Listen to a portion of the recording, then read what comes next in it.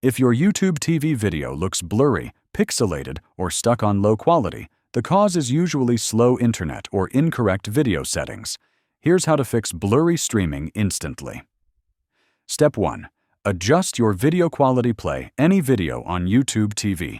To open the video settings, tap the screen on mobile or press the up or OK button on your smart TV remote. Select the settings icon, then choose Video Quality. Change the setting from Auto to 720p, 1080p, or 4K if your device supports it. Auto mode often lowers the quality when your connection slows down. Step 2. Test your internet speed. YouTube TV recommends 7 to 13 megabits per second for HD, 25 megabits per second for 4K. If your speed is below this, restart your router or move closer to your Wi-Fi source. Step 3.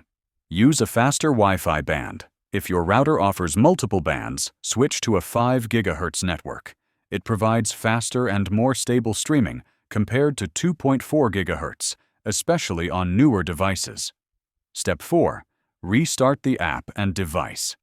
If the video is still blurry, close the YouTube TV app completely and restart your device.